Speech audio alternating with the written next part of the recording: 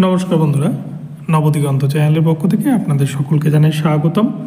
তো বন্ধুরা, এই ভিডিওতে এখন আমি আপনাদের সাথে যে আপডেটটি শেয়ার করতে চলেছি, গতকাল কলকাতা হাইকোর্টের বিচারপতি বিশ্বজিৎ বসুর এজলাসে 2022 প্রাইমারি টেটের যে প্রশ্নভুল মামলা, এই প্রশ্নভুল মামলায় কিন্তু একটি গুরুত্বপূর্ণ বিষয় ঘটেছে, একটি ঘটনা ঘটেছে। এবং এই মামলার কিন্তু বর্তমানে যা পরিস্থিতি, তাতে এই মামলায় 2022 টেটের যে প্রশ্নভুলের যে বিষয়, এবং সেক্ষেত্রে কিন্তু যারা টেট পাস করতে পারেনি তাদের জন্য গুরুত্বপূর্ণ পদক্ষেপ নিতে চলেছে কলকাতা হাইকোর্ট। তো এই বিষয়ে চলুন আমরা বিস্তারিত সমস্ত কিছু জেনে নেব। এবং মুখবন্ধ খামে গতকাল কি জমা পড়েছে আদালতে বিচারপতি বিশ্বজিৎ বসুর কাছে, সমস্ত কিছু আপডেট এই ভিডিওতে থাকবে। তবে তার আগে বলি, যারা প্রথমবার চ্যানেলটি দেখছেন আপনারা অবশ্যই চ্যানেলটিকে সাবস্ক্রাইব করে দেবেন এই ধরনের আপডেট সবার আগে সর্বপ্রথম পাওয়ার জন্য। তো এবার আমরা মূল পর্বে ফিরে যাই। তো বন্ধুরা, আপনারা দেখেছেন যে 2017 এবং 2022 দুটি টেটেই প্রশ্ন ভুল ছিল। এবং সেক্ষেত্রে কিন্তু দেখা গেছে একটি টেটের ক্ষেত্রে 22টি প্রশ্ন ভুল, আরেকটি টেটের ক্ষেত্রে 24টি প্রশ্ন ভুল। 2022-এর ক্ষেত্রে কিন্তু 24টি প্রশ্ন ভুলের অভিযোগ রয়েছে, 2017-এর ক্ষেত্রে 22টি প্রশ্ন ভুলের অভিযোগ রয়েছে। অপরদিকে 2014 প্রাইমারি টেটেও কিন্তু 6টি প্রশ্ন ভুল ছিল, যেটা নিয়েও অনেক কালোবাজারি হয়েছে, যেটা আমরা কিন্তু সিবিআই রিপোর্ট থেকে জানতে পেরেছিলাম। সিবিআই কিন্তু বলেছিলেন যে ইচ্ছাকৃতভাবে কিন্তু 6টি প্রশ্ন ভুল রাখা হয়েছিল।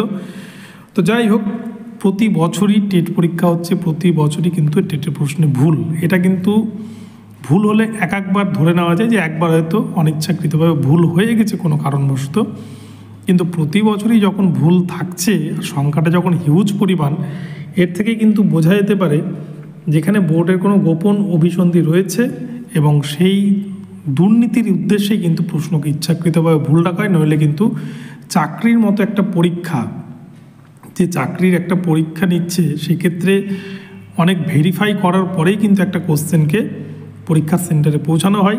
কিন্তু সেক্ষেত্রে প্রাথমিকের চাকরির মতো এরকম একটা গুরুত্বপূর্ণ বিষয়, যে প্রাথমিক শিক্ষকরা সমাজ গড়ার কারিগর, সেই প্রাথমিক শিক্ষকের পরীক্ষাতেই যদি এরকম 22টা 24টা করে প্রশ্ন ভুল ধরা যায়, তাহলে সেটা কিন্তু একটা সত্যি চিন্তার বিষয় হয়ে দাঁড়াচ্ছে।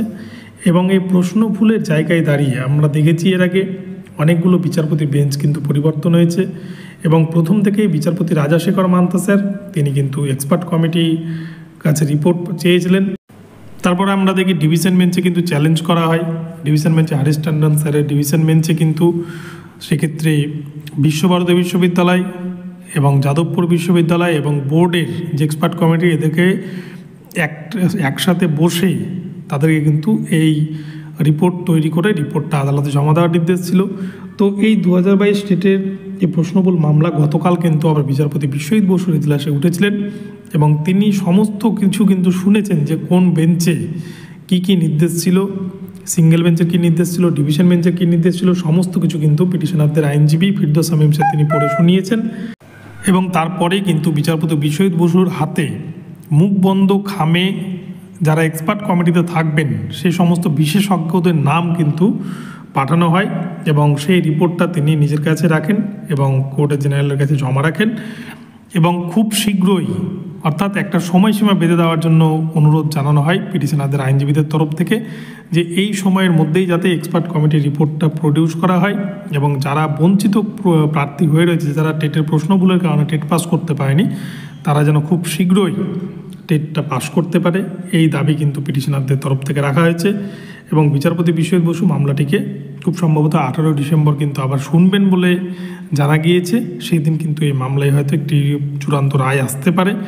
তবে এক্ষেত্রে বলা যায়, যদি 22টি 24টি প্রশ্ন সত্যিই ভুল থেকে থাকে, তাহলে কিন্তু কয়েক লাখ প্রার্থী নতুন করে টেট পাস করতে চলেছেন আগামীতে, এখানটায় কিন্তু কোনো সন্দেহ নেই। তো এই হচ্ছে বিষয়, আপনাদেরকে সংক্ষেপে পুরো বিষয়টি জানানোর চেষ্টা করলাম গতকাল কলকাতা হাইকোর্টের যে গুরুত্বপূর্ণ শুনানি। তো ভিডিওটি ভালো লাগলে অবশ্যই চ্যানেলটিকে সাবস্ক্রাইব করে দেবেন। দেখা হচ্ছে পরবর্তী ভিডিওতে। ধন্যবাদ।